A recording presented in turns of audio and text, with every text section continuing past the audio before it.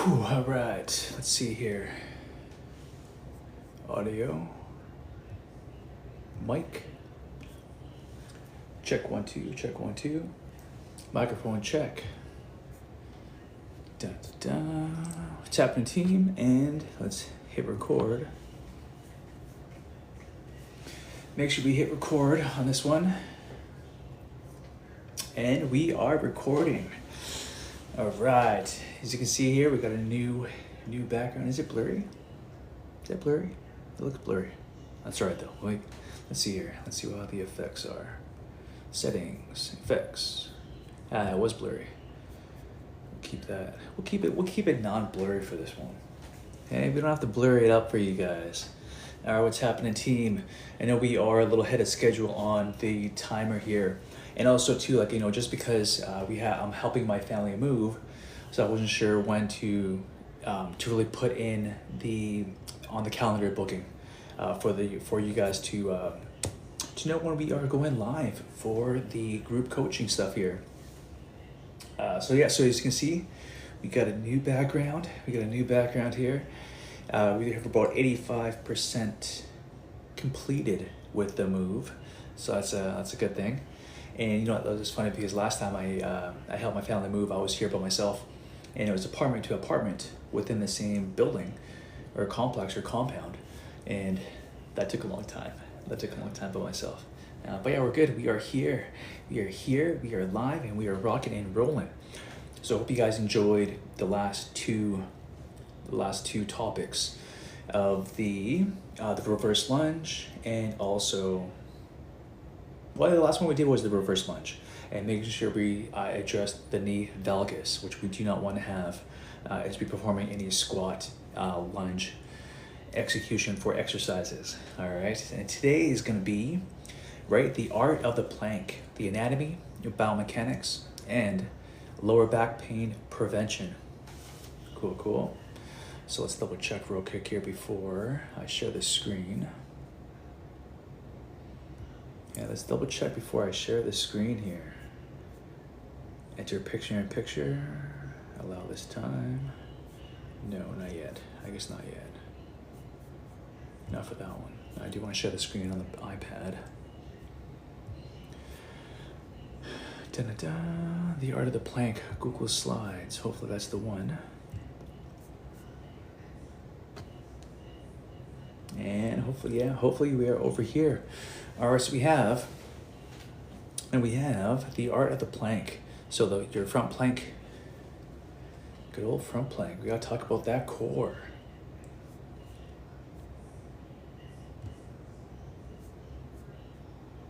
All right, so the art of the plank here. So we have anatomy, biomechanics, and lower back prevention. All right, so the primary muscles involved for the plank. So you want to think your core, transverse abdominis, pelvic floor, erector spinae, diaphragm as well too. So you got to think of a cylinder block. Okay, a cylinder block on this one, 360, top and down, the whole shebang for your core. Okay, so the core shield here. So the rectus abdominis in front, the transverse on the sides. All right, so these muscles brace the spine against gravity. So as we're in that front plank position, so a couple of things here, right? So, you know, supinated and my palm is facing up, supinated, pronated, my palm's facing down. So if my rectus abdominis and my transverse is on the back of my palm and I'm in that front plank position, my muscles are braced, okay, and the spine is preventing against gravity. So I gotta make sure that line is solid, the back is solid. So preventing a painful trunk extension. All right, so we have the core shield, and now we have the anchor. So gluteus maximus, that's the anchor. You know, actively squeezing the glutes facilitates a neutral pelvic position and shields the lumbar discs. Okay, so shields the lumbar discs. So you gotta really activate your glutes. Okay, so especially the glute max. Now we have stability. Okay, so the serratus anterior is that those boxing ribs, that the boxing muscles, so to speak, right? So again, with the serratus anterior, with that front plank, so if you have those shoulder issues, you want to make sure that the serratus anterior is activated, and want to make sure that you are solid in that plank. And of course, this will help out with performing plank exercises. Will help out stabilize the shoulder as well. So the stability part of the plank is the serratus anterior, the deltoids, stabilizing the shoulder blades, and prevents winging. We mentioned that in the previous discussion, and reduces neck strain during the hold. Okay, so making sure that you have that solid plank position and having your head not tilted forward but pulled back a little bit.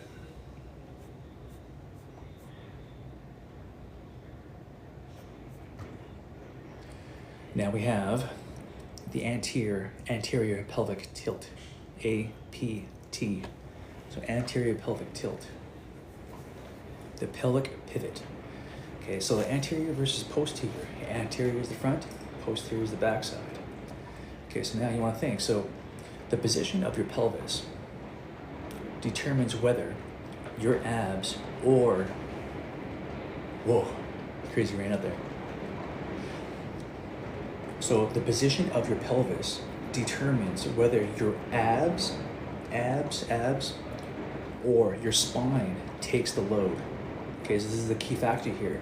So, being in the gym for all these years and seeing other people and individuals perform a plank, but then they have an anterior tilt. And that's what we don't want, because that's where your low back is going to take the load. That's where your low back is going to start feeling pain in a front plank position. Right, so that is an indicator. If you feel in your back, then we need to correct some alignment. Okay, so the anterior tilt, the X, we don't want an anterior tilt in a front plank. We do not want that. Right, so if you want to think, your pelvis is a bowl of water. Okay, so the bowl of water is if I anteriorly tilt, remember, going to the front, that means all the water will go forward. So that's an anterior tilt. The water is going forward. A posterior tilt, the water is going backwards. So if we have a stable position, the water will stay inside. Now when I do that front plank position, gravity, so I want the anterior tilt in this one, and to make sure that my low back is solid. And you guys have the infographic here on the side. You guys don't. So posterior tilt is what you want to focus on in your front plank position. So you want to think you tuck your tailbone underneath, which engages your core and it protects your spine. So we were talking about anterior tilting and posterior tilt in the squat. We don't want a posterior tilt in the bottom portion of the squat, because that's going to hurt your low back. In this instance, for this front plank, we want to have an anterior tilt. We want to squeeze your glutes. Excuse me. So for the front plank, anterior tilt. Right, now we have a posture transfer. Okay, so standing versus planking. So faulty standing posture, specifically a forward head and anterior pelvic tilt, translates directly into a compromised plank. So from here, again, my spine, my fist is my head. Now from here, if my head's forward a little bit, that gravity shifts. And then, of course, in an anterior tilt, then we have a whole lot of misalignment on that one. So from here for you guys here, so my fist is my head, my neck, I crank forward, anterior tilt, my elbow comes in. So all that misalignment, you guys can see in the picture here.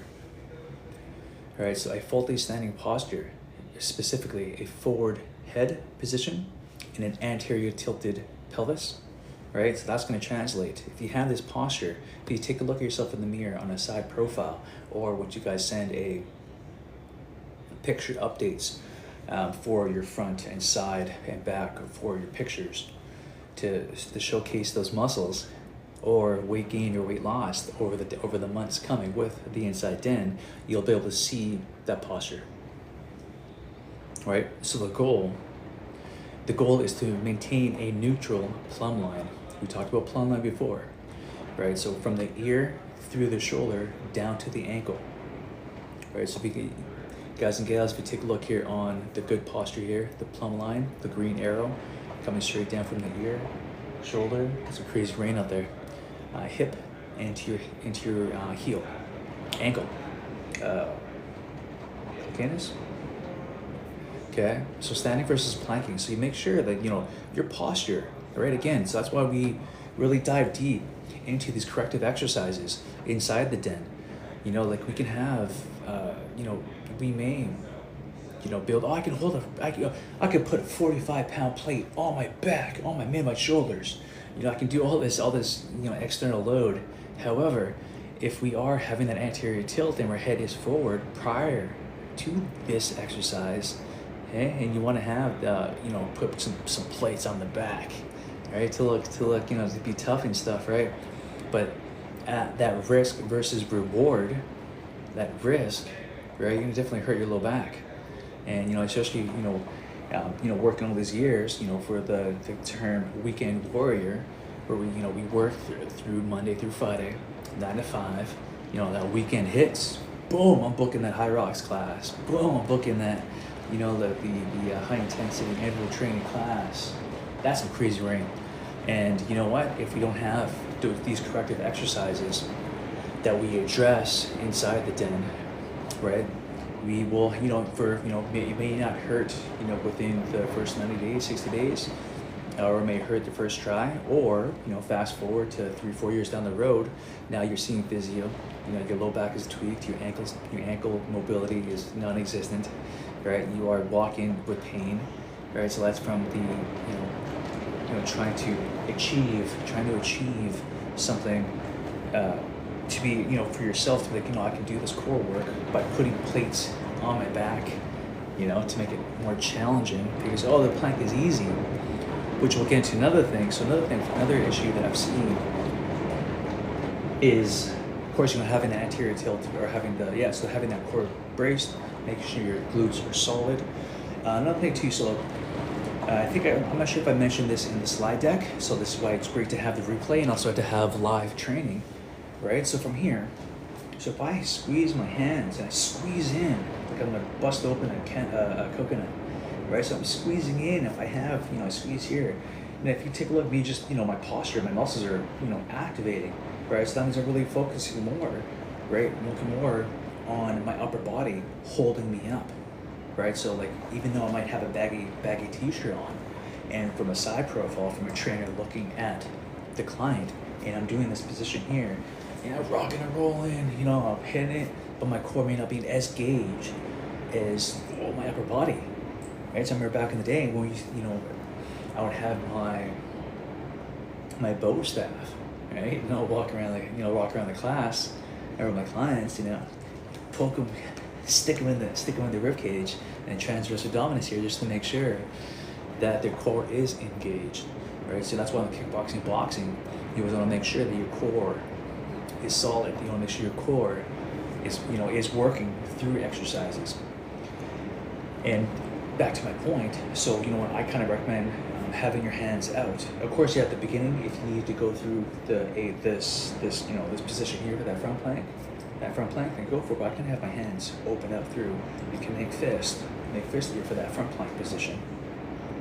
Another thing too I've seen is having a supinated grip. So if laying down, my palms are up and I'm pulling my plank. Now for my shoulders at the back, I kind of want to protract, not retract, protract a little bit. Get solid core, hold from here, head back, neck back, sorry, okay, and just hold that plank, right? So that kind of alleviates the upper body, even though it's still coming for the ride, but it's not focused in when I have this position here, okay? That's one little tip and trick that I've seen over the years, okay? So that's one. So standing versus planking, again, watch that posture. Right, the technical guide. All right, so correcting fatal errors. So identifying the break in the kinetic chain is the first step towards mastery. All right, so the lumbar sag, lumbar low back sag. So the hips are too low, which will have spinal stress. So the hips are too low, your hips are sagging down, so hips are too low, right? Or the A-frame. A-frame, so if you're looking at a person from the side profile, from their head to their feet, but then their hip is making a little triangle, so, or an A, right? So their hips are jacking up. Or dolphin plank, if you're doing it on purpose, then yes, then you're okay for a dolphin plank. But if you're trying to achieve, what are you doing? I'm doing a front plank. Well, your hips are way too high. You want to have that straight line from the plumb line again. Doesn't matter if you're standing or you're laying down, that plumb line should be nice and solid through. So from here and here, no sagging down, no hip hiking, okay, no hips to the ceiling. So the perfect plank is that straight line, glutes activated, good solid core braced. All right, so area number one, we have the lumbar sag. So again, we were talking about in the beginning here, so the gravity pulls the spine down, causing APT, anterior pelvic tilt. This shuts off the abs and places the entire load on the lumbar vertebrae. Okay, so we have that front plank, and we have that dip with your hips, with your belly button to the floor. That's when it's going to have the abs are disengaged, the abs are not firing, and you are placing the entire load onto your lumbar vertebrae, your lower back.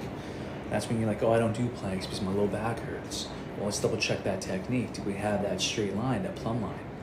All right, so you want to make sure that brace and the corrective exercise is executed properly. All right, so the fix is pull the pubic bone to the chin. So pull posterior tilt, pull the pubic bone to the chin, and then really brace that core. Okay, that hollow rock style to it. All right, so area number 2, we have the A-frame. You guys can't see it, but if you guys are on the inside den, you'll be right along with us. So shoulder overload. Okay, so usually caused by core fatigue. Raising the hips shifts the load from the abdominals to the shoulder girdle. Okay, so I'm gonna start fatigue, and I'm gonna bring my hips up a little bit. My head's coming down so I can see towards the floor and even towards my toes if I'm in that laying down position. All right, so I start fatiguing. All right, my shoulder blades cave in, my hips coming down, my head's forward. That's when we're disengaging. Remember, we want proper technique. We don't want to train to failure, right? We don't want to train to failure. We want to train to strengthen. And as soon as our technique fails, then the rep is over, which we then can go to a modified plank onto your knees, or you can recover down dog position or transition to a high plank to recover. Okay, so the shoulder overload.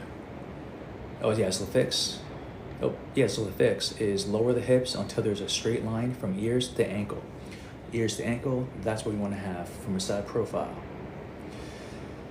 So exactly, so when we have a sagging core, as you guys can see on the picture here inside the slide deck, all right, the scapular retraction, the head lower, there is no breathing, elevated shoulders, we have bent knees, and we have a sagging core. That's a lot right there happening in that picture. So as soon as any of these factors come into play, you have to take a break. You have to digress, okay? Take a break entirely. Go to your knees if you have to. All right, so the master cue. So tuck your tailbone between your legs like a sad dog, like a sad doggy. Okay, pull your pubic bone toward your chin in that front plank position.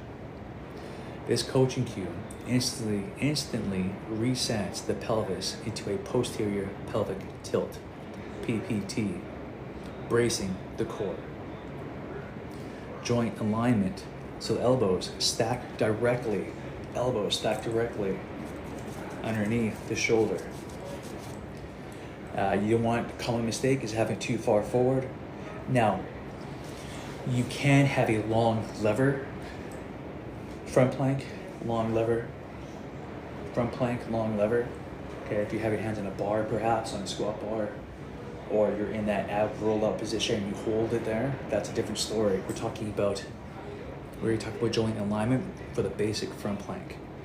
So you don't want to have your elbows too far forward or too far back. Okay, so your hands, I can't really see this one here. So your hands, you want to have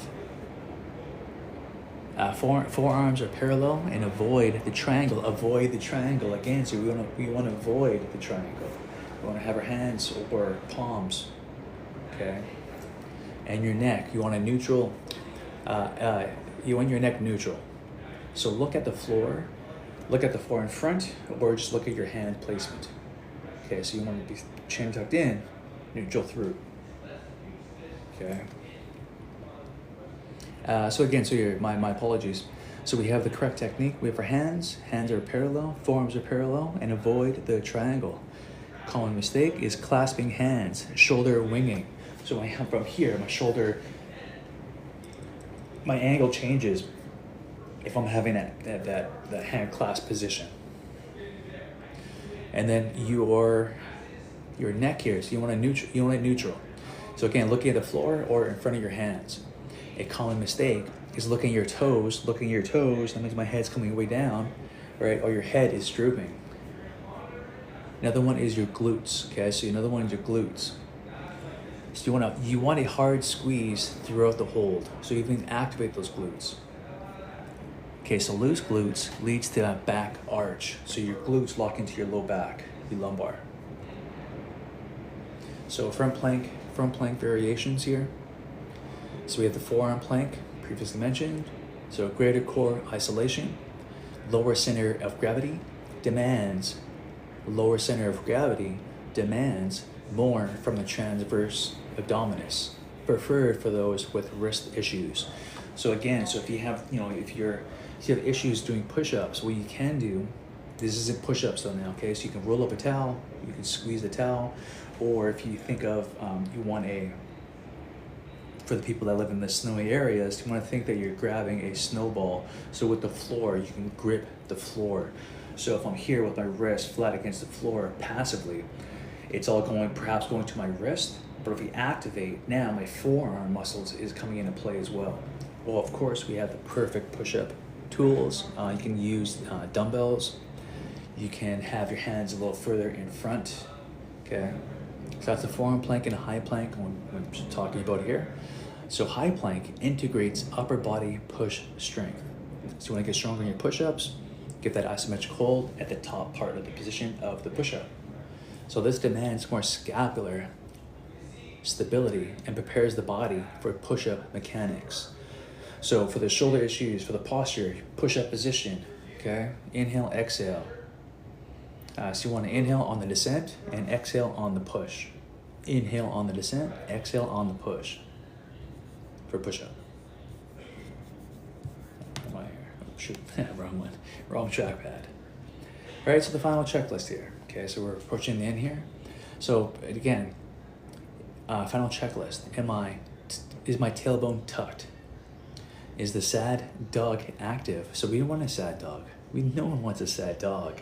So, in this case, we want an anterior pelvic tilt. Tuck your tailbone underneath. In this case, we want a sad dog, or maybe we should say embarrassed. We'll say embarrassed dog instead. Okay, and is your glute squeezed? So really squeeze those glutes. I used to say to my clients or into the class, on your glutes, in that front plank position, I should be able to bend a crowbar on those glutes. And do I have a straight plumb line? Right, here's the ankles, straight through, straight line down the middle. Thank you for the hearts. All right, so now push the floor away. And my shoulders strong. All right, so making sure I don't have that praying position or the clasped hands. Okay, I want good solid parallel. And of course, I can on my throat. And again, neutral neck. So am I gazing forward at my hands, or am I looking at my toes? Right? Okay, so head back. Check that posture. Hold, brace. Check out the right trackpad. And precision mastery. So quality beats quantity. Always. Quality. So whenever you want quality reps. Right? You want to sacrifice just to get that repetition. sacrificing to get to, perhaps we're doing a 90-second hold, a 60-second, or you're doing a weekend plank test with your buddies, with your friends, your coworkers, or you want to sacrifice technique over to win the competition, or to win against yourself. Okay, there is an absolute, well, of course there's everything wrong if we're going to fight for it and wind up injured and wind up calling the physio, calling the chiropractor, all right, calling the doctor, getting an MRI scan to see what's happening in my low back. We don't want none of that. We want to be strong. Okay, so baby step it. One rep at a time to get stronger. There is no rush when it comes to fitness and health.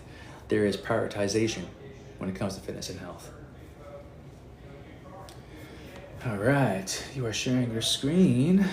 Let's finish that. Oops. And we're back. And we're back. Plank. Okay, we got the planks on there. Oh, how do I go back to the beginning here? I'll figure that out later. So the plank. All right. So we talked about the knee valgus. We talked about the shoulder. That's what it was. We talked about the shoulder this past couple of weeks. Shoulder, knee valgus, and now we had our low back. Let's double check real quick here. So if you guys,